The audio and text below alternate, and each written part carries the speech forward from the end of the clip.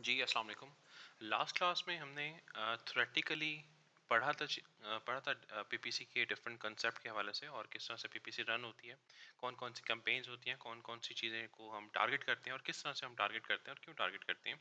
इसके हवाले से हमने जो थ्योरेटिकली हमने लास्ट स्लाइड में पढ़ा था, इस स्लाइड में हम थोड़ा-सा प्रैक्टिकल करने जा रहे हैं और चीज़ों को थोड़ा-सा प्रैक्टिकल एक्सपोज़र देने जा रहे हैं कि किस तरह से हम पीपीसी रन करते हैं, रियल टाइम की कैंपेन रन करते हैं। ये वाली जो वीडियो है उन लोगों के लिए भी है जो अपने सामने पीपीसी चलाने जा रहे हैं। इस वीडियो को देखते देखते एग्जैक्टली वही कीजिए अपनी पीपीसी के साथ, तो आपकी कैंपेन रन हो जाएगी।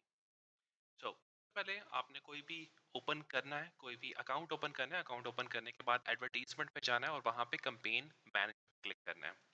कैंपेन मैनेजर जैसे ही क्लिक करेंगे आपके पास स्लाइड ओपन होगी जिसमें आपके पास तीन तरह की ऑप्शन होगी: sponsor product, sponsor brand and sponsor display. अगर यहाँ पे आपको समझ ना आए कि इन तीनों का मतलब क्या है, तो आपकी आसानी के लिए amazon ने ये येलो कलर का हाईलाइट किया हुआ है। अगर आप देख रहे हैं स्पॉन्सर प्रोडक्ट के नीचे उसने जो प्रोडक्ट्स हैं उसको हाईलाइट किए कि मैं स्पॉन्सर प्रोडक्ट अगर आप करते हैं तो मैं मार्केटिंग आपकी इस तरीके से करूंगा, आपकी प्रोडक्ट की मार्केटिंग इस तरह से करूंगा।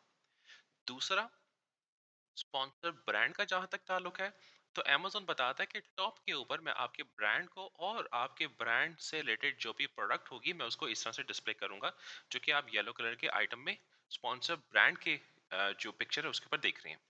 उसके बाद थर्ड लेवल पे आता है स्पॉन्सर डिस्प्ले। और स्पॉन्सर डिस्प्ले में एक साइट पर आपकी पिक्चर को डिस्प्ले कर दिया जाता है जो भी रेलिवेंट ऑडियंस होती है उसके सामने। यहाँ पे सवाल पैदा होता है, अक्सर बच्चे ये सवाल करते हैं कि सर स्पॉन्सर प्रोडक्ट करते हैं, स्पॉन्सर ब्रांड करना है या स्पॉन्सर डिस्प्ले करना है। सिंपल इज दैट कि जब आपके पास एक ही प्रोडक्ट है और आपने एक ही प्रोडक्ट मार्केट में लॉन्च किया है, तो यूजुअली आपकी जो आपका जो फोकस होता है वो होता है उस प्रोडक्ट को सेल करने के ऊपर। तो उसके लिए उसकी रीच को बढ़ाने के लिए, उसकी व्यूइंग को बढ़ाने के लिए, उसमें इंप्रेशंस को लाने के लिए, डिफरेंट कीवर्ड्स पे रैंक करने के लिए आपका आपका ऑब्जेक्टिव ये होता है, इसलिए आप स्पॉन्सर प्रोडक्ट को करते हैं। सेकंड आ जाता है स्पॉन्सर डिस्प्ले। स्पॉन्सर डिस्प्ले में आपका जो मेन ऑब्जेक्टिव होता है सेल नहीं होता। स्पॉन्सर ब्रांड में आपका मेन ऑब्जेक्टिव अपने ब्रांड को रिन्यून करना होता है। आप अपने ब्रांड को एडवर्टीजमेंट करते हैं। जैसे फॉर एग्जांपल एक छोटी सी मिसाल है कि एक ब्रांड है पेम्पर और उसका प्रोडक्ट था डायपर, लेकिन उस ब्रांड ने इतना ज्यादा एडवर्टीजमेंट किया कि आम लोग ये भूल गए कि ब्रांड कौन सा था और प्रोडक्ट कौन सा था, और हर बंदे की जुबान पे नाम पेम्पर ही निकलता है, जबकि Pamper is a brand not a product.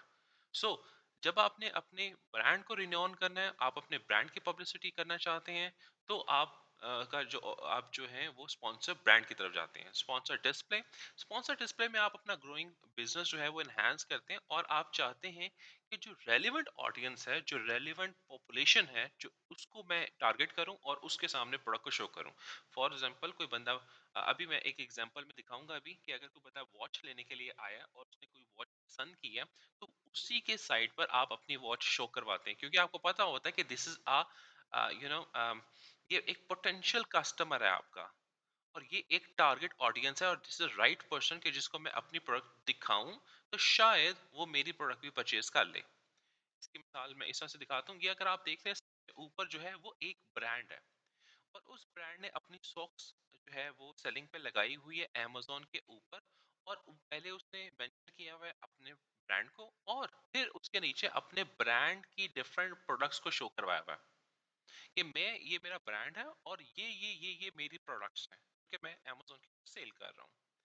ये हो गया आपकी ब्रांड ओरिएंटेशन के बाद। सेकंड, आपने देख रहे हैं कि डिफरेंट सेलर्स बैठे हैं जो अपनी प्रोडक्ट्स को लगा रहे हैं।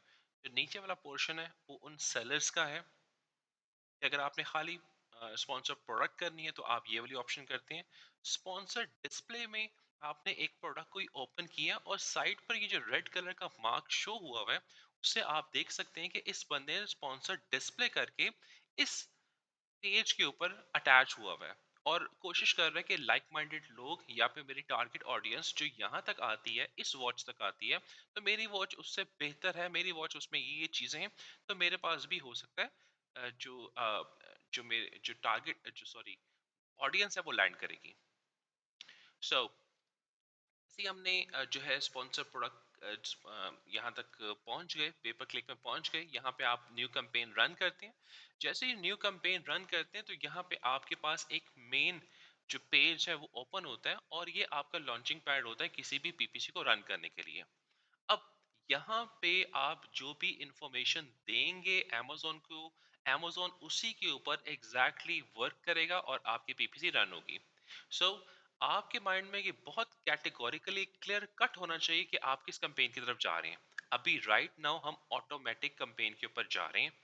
ऑटोमेटिक कैंपेन में सबसे पहले आप एड ग्रुप नेम में आप नाम लिखते हैं अपनी प्रोडक्ट का, या फिर आप नाम लिखते हैं जिसको भी आप लॉन्च करने जा रहे हैं।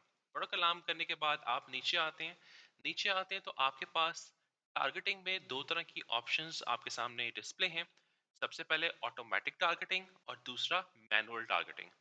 ऑटोमेटिक टारगेटिंग में आप amazon को ऊपर छोड़ देते हैं कि amazon आपकी उस, जैसे हमने लास्ट जो स्लाइड था उसमें भी हमने पढ़ा कि amazon के ऊपर छोड़ते हैं कि amazon आपके टाइटल, आपके बैकएंड कीवर्ड्स, आपकी डिस्क्रिप्शन, आपकी बुलेट पॉइंट्स, आपकी टाइटल, उनमें से कीवर्ड्स निकालता है और चेक करता है कि आपकी जिस प्रोडक्ट जिस कैटेगरी में लॉन्च हुई हुई है उस कैटेगरी में और भी कोई कीवर्ड्स होंगे, वो वहां पे अपनी मर्जी से अपने मर्जी से कीवर्ड उठाता है और उन कीवर्ड्स की अपनी मर्जी से बिडिंग करता है। तो ये होता है ऑटोमेटिक टारगेटिंग। मैंने ऑटोमेटिक टारगेटिंग ही सिलेक्ट किया है। नीचे मैं आता हूँ तो वो मेरे से पूछता है कि ऑटोमेटिक टारगेटिंग तो आपने कर दी, लेकिन डिफॉल्ट बिट क्या रखी है। डिफॉल्ट का बिट का मतलब ये है, जैसे बिटिंग होती है, जैसे बोली लगती है, आपने देखा होगा मूवीज में बोली लग रही होती है, 1 लाख, 1.5 लाख, 2 लाख, 2.5 लाख बोली लग रही होती है, वैसे ही आप यहाँ पे भी बोली लगा रहे होते हैं। आप amazon को बता रहे होते हैं कि जो कीवर्ड आप रखोगे, जो कीवर्ड आप सेलेक्ट करोगे उसमें टारगेट क्या होगा, उसकी बिट रेट क्या होगा। जितना ज्यादा बिट रेट आप देंगे उतना ही ज्यादा आप उस पर्टिकुलर कीवर्ड पे पहली पोजीशन पर आएंगे। सो यहाँ पे amazon ने आपको डिफॉल्ट बिट दे दी है कि 1.3 आपकी डिफॉल्ट बिट है। अगर आप नॉर्मल खेलना चाहते हैं तो आप जो amazon ने डिफॉल्ट बिट दी है आप उसके ऊपर चलते हैं। अगर आप थोड़ा सा एग्रेसिव खेलना चाहते हैं, आप चाहते हैं कि जल्दी रैंक हो, आपके पास बजट भी अवेलेबल है, तो फिर आप 20-30% एनहांस करके, जो amazon ने डिफॉल्ट बिट दी है उसमें आप 20% 30% एनहांस करके आप उसको शो करवा देते हैं और उसको लॉन्च करते हैं। नेगेटिव कीवर्ड को माइंड में रखिएगा। जब भी हम की जो कैंपेन है उसको रन करते हैं, हमने साथ साथ उसकी रिपोर्ट डाउनलोड करके ये चेक करना होता है कि मेरी कैंपेन ठीक चल रही है या नहीं चल रही। नहीं चल रही कि तो क्यों नहीं चल रही, और अच्छी चल रही है तो किन किन कीवर्ड्स पे अच्छी चल रही है। हो सकता है कि amazon ने फॉर एग्जांपल 10 कीवर्ड्स के ऊपर आपकी पीसी रन की और उनमें से 7 कीवर्ड्स बहुत अच्छे चल रहे हैं, उन कन्वर्जन भी आ रही है, सेल भी आ रही है, इंप्रेशन भी आ रहे हैं। लेकिन 3 ऐसे कीवर्ड्स थे जिसके ऊपर आपकी क्लिक्स तो आ रही है लेकिन सेल कोई नहीं आ रही। तो आप फौरन उन कीवर्ड्स को हाईलाइट करते हैं, उनको अंडर ऑब्जर्वेशन रखते हैं और उनको उठाकर नेगेटिव कीवर्ड्स में ऐड कर देते हैं और amazon को बताते हैं कि भाई ये नेगेटिव कीवर्ड टारगेटिंग है, आपने इस इन कीवर्ड्स के ऊपर आपने मेरी पीपीसी रन नहीं करनी। क्यों? क्योंकि इन कीवर्ड्स के ऊपर मेरे पैसे लग रहे हैं, मेरी एडवर्टीजमेंट कॉस्ट लग रही है, लेकिन मुझे रिटर्न नहीं आ रहा। सो इन कीवर्ड्स को आप ऐड कर देते हैं और अपनी जो एकॉज है, अपनी जो एडवर्टीजमेंट कॉस्ट है उसको कम से कम करते हैं। तो ये बहुत इंपॉर्टेंट होता है जैसे ही आप ऑप्टिमाइज करते हैं और जैसे ही रिपोर्टिंग आप देखते हैं। उसके बाद पॉइंट आता है कि कैंपेन स्ट्रेटजी क्या होगी। तीन तरह की मेन स्ट्रेटजी है। Number one, dynamic bit down only. Number two, dynamic bit up and down. And number three, fix bit.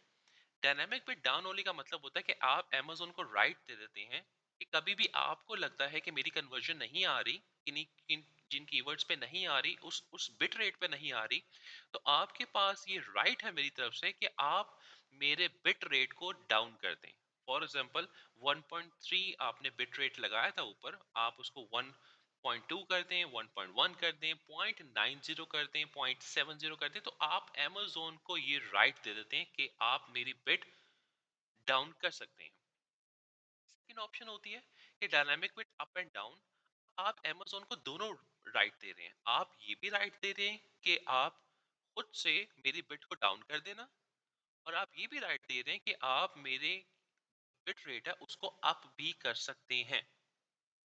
Third option fix bit. Fix bit का मतलब कि मैंने जो आपको बताया आपने एग्जैक्टली वही करना है। फॉर एग्जांपल मैंने अगर आपको 1.3 डॉलर्स बताया बिट रेट, तो आपने 1.3 ही करना है, ना अप करना है ना डाउन करना है, फिक्स बिट करना है। तो ये फिक्स बिट की ऑप्शन भी आप कर सकते हैं।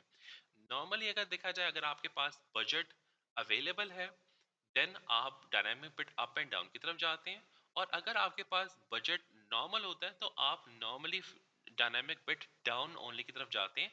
आप अमेजोन को राइट देते हैं कि अगर मेरे पैसे किसी जगह पे आपको समझ आ रही है कि पैसे बच सकते हैं, तो वहां पे पैसे बचा लें। फिक्स बिट के ऊपर नॉर्मली नहीं जाते हैं। उसके बाद आप कंपेन का नाम लिखते हैं। यहाँ पे लाजमी बात है, आपने कंपेन का नाम लिखना है। फॉर एग्जांपल मेरी एबीसी जो प्रोडक्ट है, आप मेंशन करोगे कि एबीसी के ऊपर ऑटो की कंपेन है, मैनुअल की कंपेन है।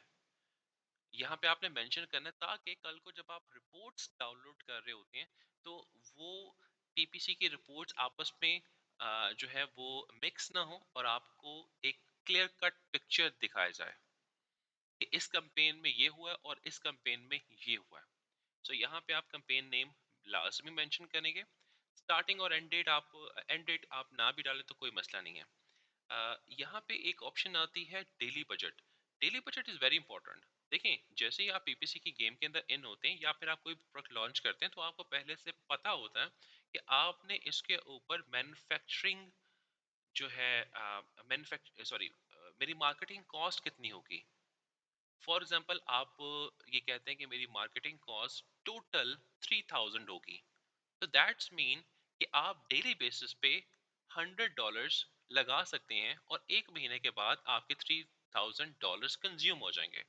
सो डेली बजट को मेंशन करना ये बहुत इंपॉर्टेंट है। आपको कैटेगोरिकली आपको पहले से पता होना चाहिए कि कौन कौन सी कैंपेन्स आपने चलानी है, और किस किस कैंपेन के अंदर आपने कितना बजट रखना है।